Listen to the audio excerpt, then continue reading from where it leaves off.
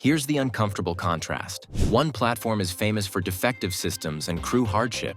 The other is a steel tub with wings that keeps showing up near the front. And Russia knows it. We'll map the Su-25's low-complexity, high-resilience logic against the Kuznetsov's repair-heavy reality, and ask the practical question commanders ask. What can you launch tomorrow and the day after that? If you want the operational truth behind the plane built to survive hell, this is it. Without myths, without inflated specs, just how resilience outlasts spectacle.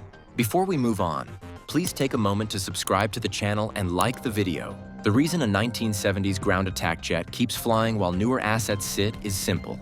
The requirement was honest about where it would fight. The Su-25 was commissioned to live low, to take hits, and to keep working from places that look more like a road junction than a base. It was therefore built around tasks a frontline regiment could support with basic tools and a fuel truck, not around a high-end maintenance pipeline. The Soviet brief set the tone. They wanted a close air support aircraft that could loiter at low altitude, operate from rough strips, and be turned quickly by conscripts with minimal spares. So the design team selected straight wings for stable handling near the ground, a fat center section for fuel and hardpoints, and systems that could be swapped, not debugged.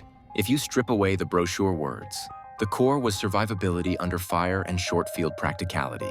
That sits poorly beside today's narratives about stealth, data links, and all-weather sensor fusion.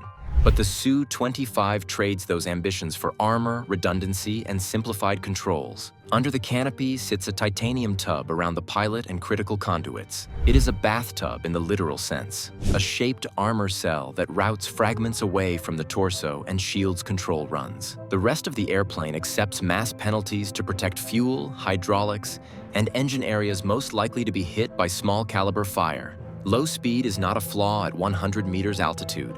Subsonic transit keeps the airframe out of compressibility trouble and gives pilots more time on the run to line up rockets or guided stores. The straight wing loads gently in turbulence, and it does not surprise the pilot with sudden buffet or trim changes as terrain masks rise and fall. So the ingress is predictable, and the pipper stays where the hand puts it. Survivability is not a slogan on this airframe. Redundant hydraulics run in separated channels, so a hit that drains one side will not necessarily kill the other. Manual reversion lets the pilot maintain enough authority to keep wings level and set a descent. And the engine installation lives apart, spaced to reduce the chance a single burst ruins both. The point is not that it ignores damage, but that it remains controllable long enough to reach a strip. By this point, the analogy writes itself. It is a field tractor with rockets. It is inelegant, but it starts, it hauls, and if you dent it, you can still plow the next row. That framing clarifies why commanders like it in rough campaigns. They need cycles, not parades. Operational patterns seen in Ukraine match the brief. Short-range sorties, low-altitude ingress, lofted rockets or glide munitions, and a quick turn if the threat picture permits. When a forward base is open, they surge. When defenses stiffen, they shorten runs, hug terrain, and accept the trade between survivability and accuracy that the platform was built to manage. The maintenance demand stays within reach of a small team and a steady flow of fuel and ordnance. This kind of repeatable sortie model scales day by day. It converts logistics directly into launches because the aircraft's systems do not demand specialized shops to return to service. In any case, if you add fuel, bolt on weapons, inspect the obvious items, it goes again. That is a reliable arithmetic for a force that must deliver effects tomorrow. So the mini payoff here is clear. The Su-25's low-complexity architecture turns inputs into flights with minimal delay. And with that logic established, we can now set it against the other pillar of prestige, a carrier that promises reach and yet routinely waits for the peer crew to unplug the shore power before it can even think about flying. The curiosity gap is simple. The Kuznetsov promises flight decks and fixed-wing reach, yet it struggles to turn fuel and pilots into hours. The missing link is the chain from boiler room to arresting wire. If any node in that chain performs below spec, the entire flight schedule contracts. And with this ship, several nodes have a history of doing exactly that. It was intended to be a mobile airfield. That requires reliable propulsion to hold station, clean electrical power for avionics and deck systems, a flight deck that remains clear and dry enough to cycle aircraft, arresting gear that can reset after each trap, and aviation fuel handling that delivers consistent pressure and filtration at tempo.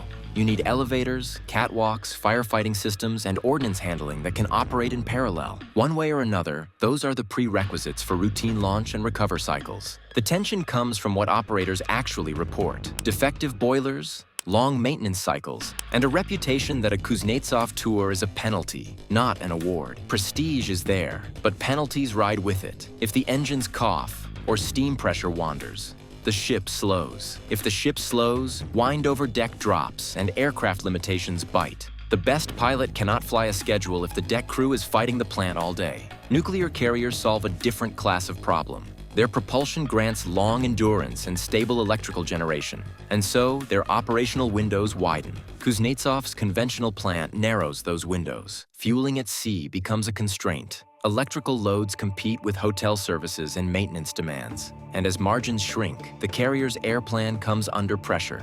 Here the fragility chain is obvious. When propulsion struggles, the bridge changes course to nurse the machinery, and air operations pause. When hotel services, heating, ventilation, or fresh water sag, crew fatigue rises and maintenance slips. When parts sit in backlogs and experienced sailors rotate out, sortie rates fall because checks take longer and risk tolerance tightens. If the arresting gear is down for troubleshooting, the air wing is theoretical. Jets are parked until the deck is declared ready. By way of example, an aircraft carrier that cannot deploy reliably turns fighter strength into paperwork. Airframes stack up hours idling on the pier. Maintenance cards fill and training cycles drift out of date. It functions like a warehouse with its doors locked. Goods exist inside, but customers see a closed storefront. Squadron leadership then spreads pilots across land bases to keep currency, which further reduces the incentive to put the ship to sea.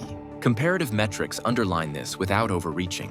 A Nimitz-class carrier carries enough crew and produces enough power to sustain continuous operations for long periods, with the manpower to maintain deck gear while flying. Kuznetsov's limited sea days and frequent refits reflect a different reality. Fewer opportunities to practice, fewer cycles to keep systems sharp, and less tolerance for failure cascading across departments. If you sum all of that up, the expected flight hours drop before the first launch. So, with that anticlimax, the strategic trade becomes clearer. In a resource-constrained system, platforms that can fly tomorrow win the budget argument. Land-based, rugged types sidestep the maritime dependency stack. No boilers, no arresting gear, fewer single points of failure between a pilot and ordnance on target. The Su-25 fits that demand profile precisely because its runway and maintenance ask are modest. The mini payoff is blunt. If the question is what can launch tomorrow, the Frogfoot's answer is straightforward. The carrier's answer is an engineering calendar. And with both ends of the spectrum visible, we can weigh how commanders allocate risk and resources between reliable attrition tools and prestige platforms that only work when every link in the chain is perfect. Russia's balance favors what flies under stress. The Su-25 turns fuel, rockets, and a short strip into repeatable sorties. Kuznetsov turns fuel, spares, and pier time into a planning problem.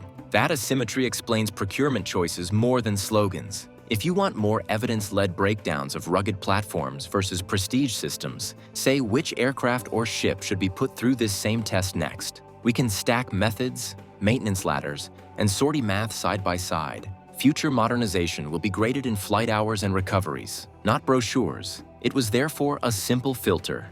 What can lift, land, and lift again while the calendar keeps moving?